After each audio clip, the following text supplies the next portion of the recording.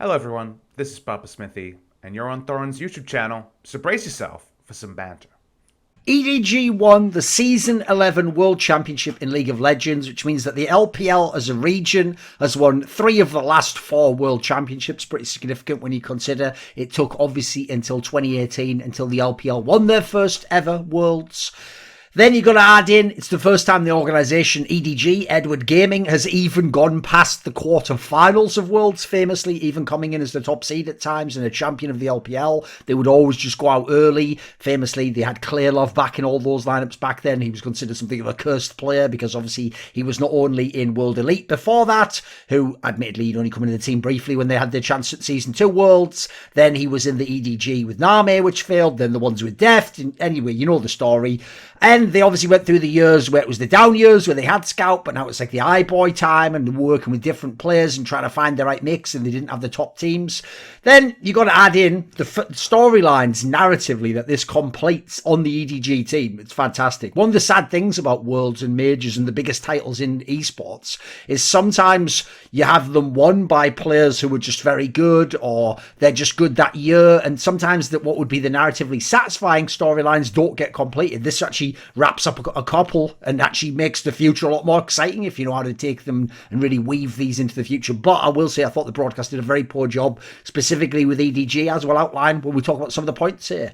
So I think one of the first things that disappointed me about EDG for this Worlds is the expectations set around them. Like, this was a team that won the consensus best region in League of Legends, the LPL, the Chinese region. They won the championship there. It's not even like there were bombs in spring. Sure, they didn't win, but they were right in there in the playoffs. They were one of the dangerous teams. They'd been, for the most of the summer, one of the best teams. It's only really towards the last sort of like, I'd say quarter of the split in summer that they even had their issues and started looking a bit dodgy. But even then, they were still one of the best teams overall with record. We all know the LPL. The LPL, I'll give people a little spoiler. I'm not going to say anything about betting or anything, but if you ever watch the LPL with all those best of threes, just go and watch any team that's dominant in the summer. Watch them, let's say, like 4 to 5 weeks from the end, and you tell me if they don't have a mad best of 3 out of nowhere, they just lose to some bomb team that's not going to do anything.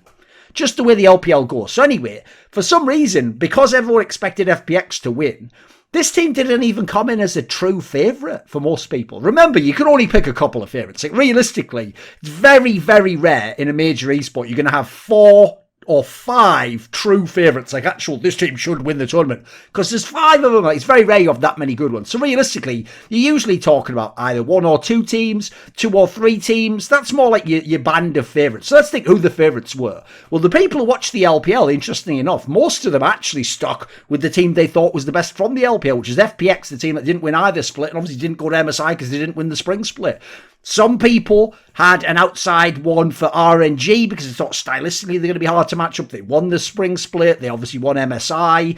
Then obviously most people, even LPL people, said, especially because of how last year's Damwon were dominant and won Worlds, they were like, well, they're clearly the best team from the LCK region, so you've got to factor them. So a lot of people have already got 3 names there: FPX, Damwon, RNG. If they don't have RNG, maybe they watch LCK more and they actually think some of these LPL teams are overrated and they were taking, I think I'll take T1. T1 could do it maybe. There was all sorts of places. And then finally add in, Westerners were counting Mad Lions. Remember, people, and by the way, it wasn't a terrible take, but people had Mad Lions as their top 4 team in the world. They could be top 4 at Worlds. So if you're going to have top 4, you can only have 3 other teams. And if they're 3 Asian teams, is EDG one of the 3? I wasn't hearing that talk much. In fact, basically from before this tournament, during this tournament, and after this tournament, it wasn't until literally EDG won, I saw most people even truly actually sitting down and thinking, how could they win? Or what would it take? Or if they were, or is it even possible? It was more like they were just dismissed out of hand pretty much as, I wouldn't say an also-ran, like just a good team that it wouldn't really do much at Worlds, presumably. So I think they got quite slept on. Now, I get it, they weren't expected to win the summer, but if you saw how they won the summer, and then you saw how they began the summer, and then you look overall the entire year, then you look at the roster they've got, and you look at how some of their pieces prospectively were going to match up at Worlds. Now, certain ones you couldn't have known, like, for example, how would Flandre do against the best tops at Worlds, the Koreans? How would JJ do? Like, he actually turned out he did way better. I think there's some factors you couldn't factor. In fact, you can go the other way. People probably expected Viper to do a lot more this tournament, potential MVP. He wasn't really. He wasn't even the best, wasn't even a top 2 or top 3 player on this team as far as I can tell. So, okay. You know what? Game of subs. Free shipping on orders, $30 or more. Thorin, code Thorin, Thorn, GameStop.gg. Right, when we came to the group stage, if you remember, they were the one that had the group that was T1, okay, at the time not a favourite, they kind of powered up as the playoffs went on in terms of how they looked and as a result how people thought they were. You had 100 Thieves. Most people thought they're probably not going to do much at Worlds because they kind of showed their hand, they don't have any macro, and in this group there's just too many good players on the Asian teams. And then you had DFM, the Japanese team, who, yes, had tortured some of the Western and Asian, whatever scenario you want to say. They've obviously always caused a bit of problems at MSI, and basically people were wondering, did it play and say, can they do anything in this group? They didn't really. In the end, this group really was just EDG and T1. But the fact is, because T1 won a key game off EDG, it actually made most people start to hype T1 and go, yeah, maybe EDG's is not that good, actually. So looking back now, I have to say, if you're 100 Thieves, you actually got arguably two of the top 4 teams at the tournament in your group. So you actually end up having a little low-key sleeper, really hard group. So, okay, then you got out of the groups. In this scenario, okay, bad news is you're coming out in second because T1's won the group. So what happens? You end up with a round of 8 where actually they get the other LPL team that's in the round of 8. They get to play against RNG. And RNG winning their group was kind of dodgy because the whole situation with Fnatic there, and really it was kind of like considered a weak group that they wanted, even then they looked a bit dodgy doing it, like they didn't look super dominant. So actually in theory, you could look at EDG and go, I've locked into that. That's like an easy, not an easy match, but like a much easier chance to get to the semis, whereas obviously they could potentially have drawn someone like a Damwon. They could have drawn the best teams in the entire tournament in the quarterfinals. So I think actually most people, they weren't in on EDG before the group began. As the group was playing out, they weren't that impressed because of the result with T1. And then I think coming to the round of 8, most people were like, yeah, who cares about EDG? I actually even got the vibe that most people, if anything, maybe wanted RNG to go on because of the very weird stylistic style of how they were like flouting the meta and playing heavily to top side with the Lucian picks, etc. on Xiaohu, and the way they had that weird style of like lose lane but win the game if he powers up. It's almost like Dota 2 style. So I actually thought most people, understandably, wanted that team to go and maybe face off against Gen.G and Damwon and these teams, and that would at least be an interesting story. And they're the reigning MSI champions. They're a team that people consider to be world class, and obviously people like Xiao, the stories are all set there. So I think most people already were looking past EDG. So I made a tweet, and we'll just have a quick look at that here. I made this tweet where I said, and if you go check the timestamp, October 21st, go look, this is before the quarterfinals have been played. It's when the quarterfinals basically would just know the draw. And I say EDG will win Worlds 2021. They have the best bot lane, key if they face down one. Scout is legit and has a team good enough for once. Seem to have a good read on the meta. Team fighting strength. JJ looks like he has got a Worlds buff. Flandre can handle monster top. So we might come back to that later. By the way, check out the timestamp there, 4:20 PM. Blaze it. So always was a Blaze fan, wasn't I? If you know anything about my history with Korean League of Legends. So I made that tweet. Now, I am not saying, and I didn't there, that EDG is the favourite to win Worlds, and that they will like definitely win Worlds and they have the largest odds. No, I actually did think on paper you had to say Damwon because of all the factors, the strength of the raw players they had, how incredible they looked in the group stage. There was nothing really to go against them as the team. Obviously, FPX is already out of the tournament at this point in time, and T1 are looking good, but I think it would be silly to say they could be better than Damwon based on the group stage. So realistically, this was the team you had to pick, and RNG obviously, like I said, looked a bit ropey. The reason I did this is because what I was trying to do was this: if it isn't Damwon, who can it be? And then I thought to myself, could be T1, but I can't see how they'll win the best of 5. Gen.G's not good enough, even vaguely, they'll get smashed early. RNG have a weird stylistic angle, but the problem with that is I think they'll basically get murked from mid lane. And so basically, I was thinking, the only team really actually is EDG. We've got to have EDG play against Damwon. Obviously, they're the champions of summer in their regions as well. But also, they've got the pieces, they can do it. So I was like, you know what, fuck it. They've got the pieces, they can do it. They've got their storyline. So I'll set it up, I'll do it now, way ahead of everything, and we'll see what happens. So what I'll say is this. We'll talk after we talk about the rest of the tournament about whether those factors were accurate. But I'll just say this. I do think this is a little lesson people can take analytically in League of Legends. It's one that I use in every game, including CSGO. So in CSGO, when I'm watching big tournaments, including the major, you might find I sometimes go against my other fellow analysts because a lot of them, they've just watched a game from the team that they're going to predict now, and they're watching them in the tournament right now, and they look at their form and they say things like, well, if they play like that, they're not going to win against this team, or they're not going to be good enough on this map, or how if this star player's not going to perform well, how are they going to win this game?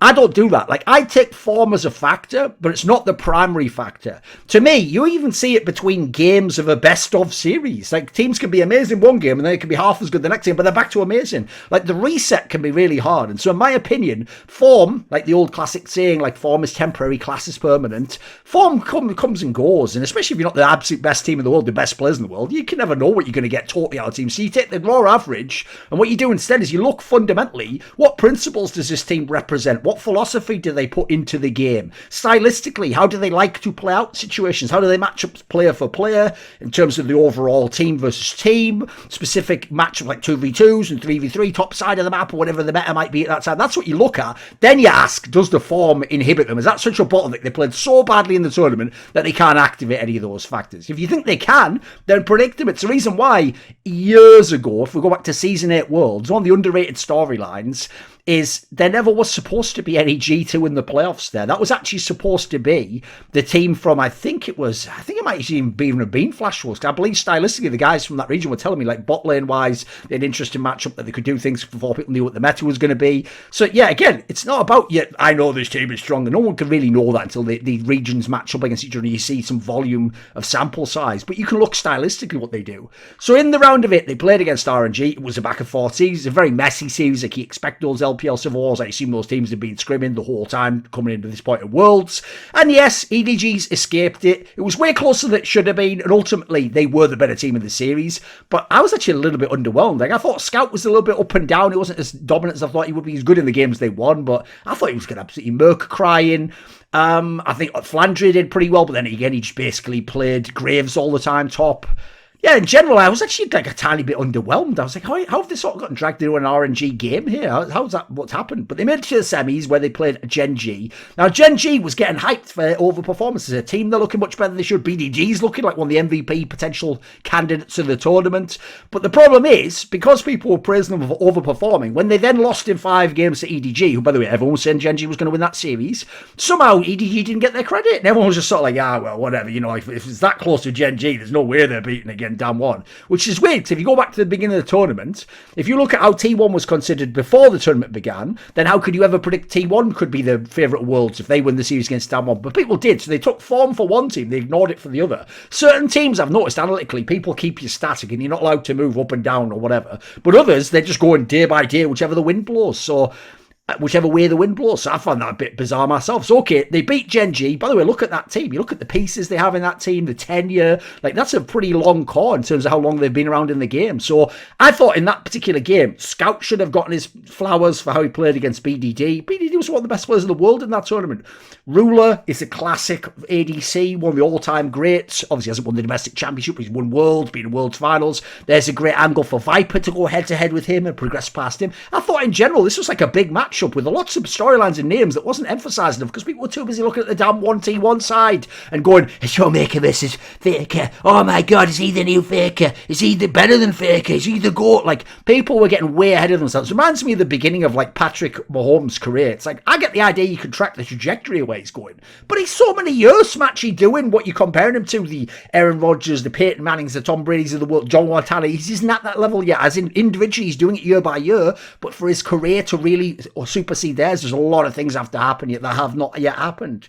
So okay, they get to the final, and this is where I think it's whack. Now, I'm sure a lot of you out there, a lot of the analysts thought, they just don't have the energy, the endurance to go any further. They're not made of the right stuff. We know what is made of the right stuff and does give you energy and endurance. Of course, it's gamer subs, right? And interestingly, I've got a deal for you guys for this weekend. If you use my code Thorin, THORIN, at gamersubs.gg, you will get free shipping on any order over $30. You'll also get whatever Christmas gifts they're throwing in there at the time. Now, interestingly, not only do I have a bunch of flavours I can recommend, I like the Guacamole Gamer Fart 9000, spoiler, it's just strawberry lime. I like the Dragon Fruit Punch, I like the Citrus Lemonade, but I've also recently been making different mixtures of flavours where I take half of one and half of the other, trying to make different blends, like perfume style. So one of the ones I found is pretty interesting is they've got this one Pina Colada, and I like to mix like a quarter or a third of this with the Gamer Fart or the Citrus Lemonade. I find what I like about it is the Pina Colada taste comes in as the aftertaste and the other one comes in first. So again, just get experimental if you want to.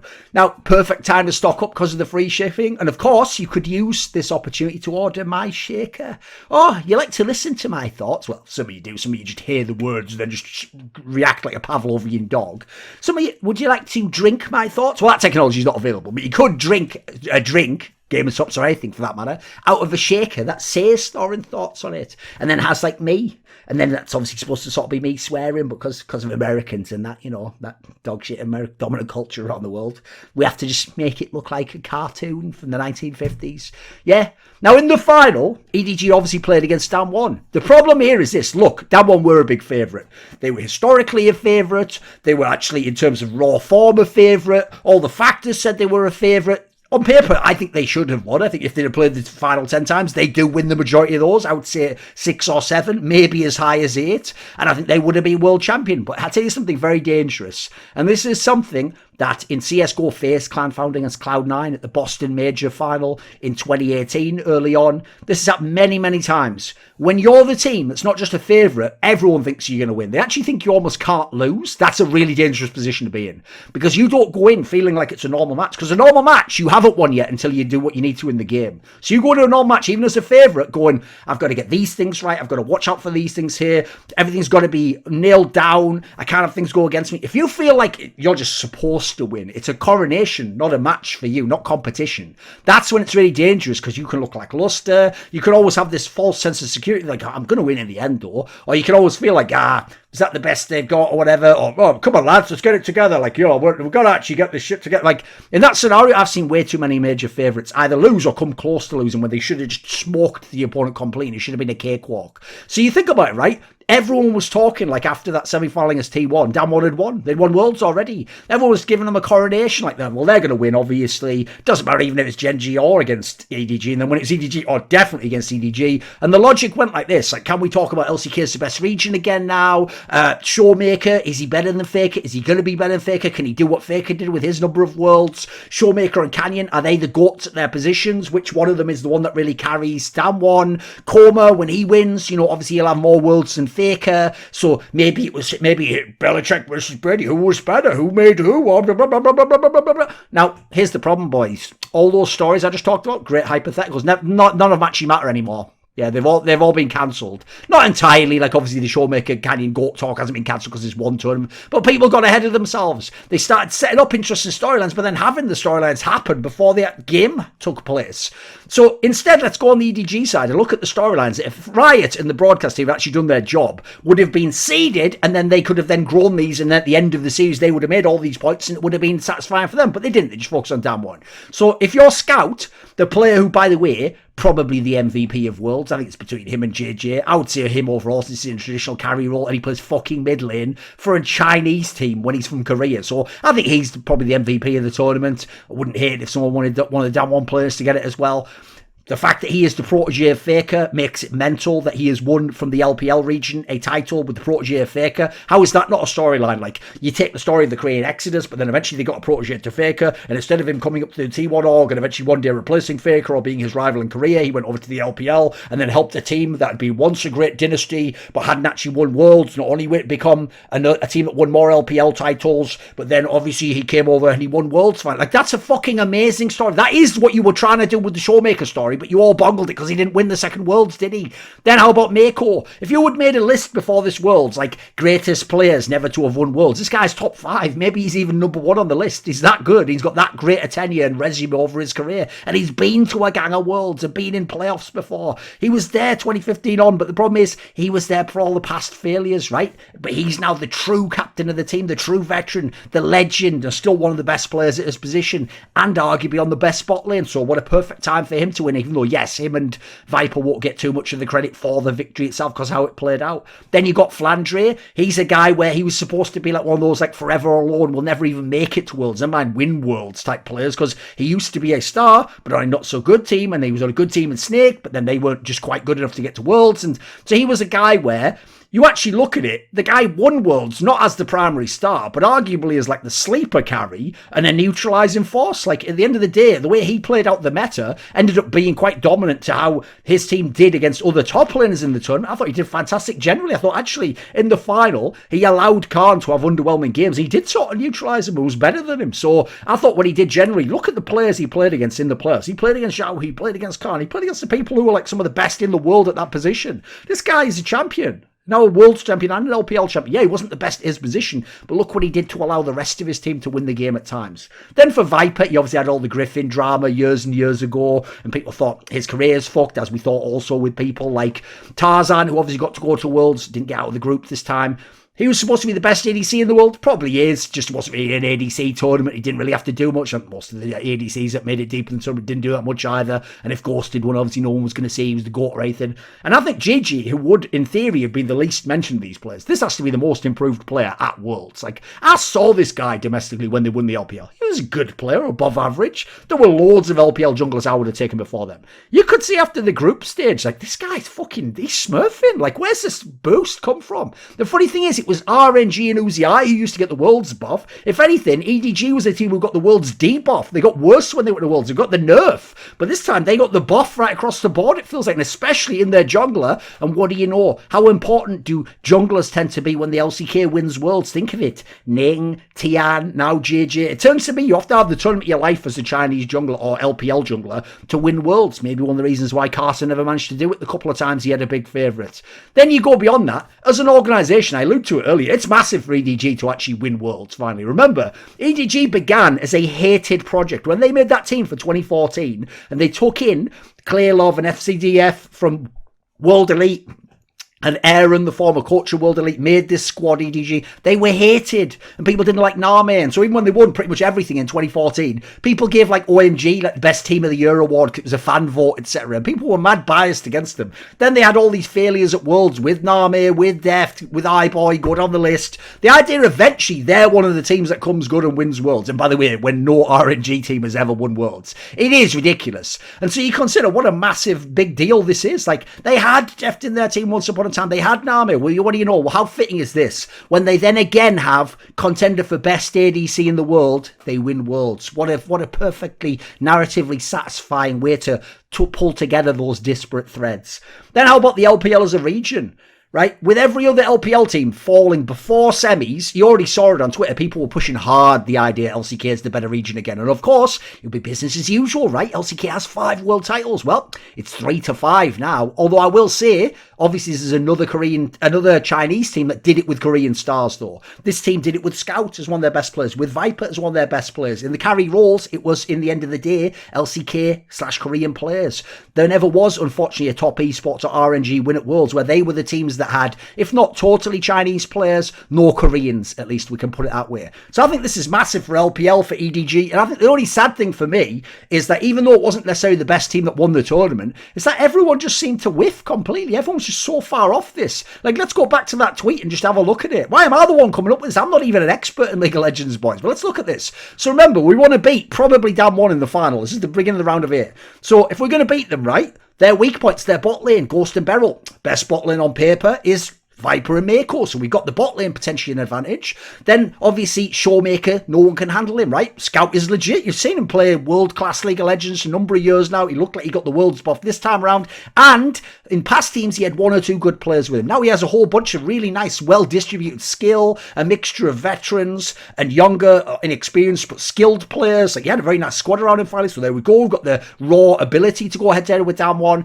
They seem to have a good read on the meta. I think it was by the time they got to the semis of the quarters, there was even some like coach of some other team, some Asian team, who said like the team with the best read on the meta from the LPL is EDG, but people just ignored that as usual. So again, I think that's another factor. You look at the champions they played, they stayed somewhat within their part of the meta. They didn't always go to where the Gen.Gs and the damn ones and the RNGs wanted to go in the meta actually. Then let's look at this team fighting strength. Classic way to win Worlds, by the way, if you can win out on that level. And obviously they had Viper's insurance that they didn't need that really. JJ looks like he got the Worlds buff. That aged like a motherfucker. He just did. He was, by the end, like I said, he could have been the MVP of the tournament. And Flandre can handle monster tops. No, I didn't say he beat them. I didn't say he be classic Flandre. I don't think he can roll back the clock 5 or 6 years. But he can handle them because he used to be one. And he's in a team where he knows what it's like when the other top's trying to carry like a motherfucker. And you can just neutralise him and let your rest of your team win the map because that's what people used to do against him. So to me, I'm just amazed how many other people sort of missed this angle. Anyway, game of subs. Orders over $30, free shipping this weekend. This video was kindly supported by Iskander, Lager15, Matt Pugnatio, Rajcula,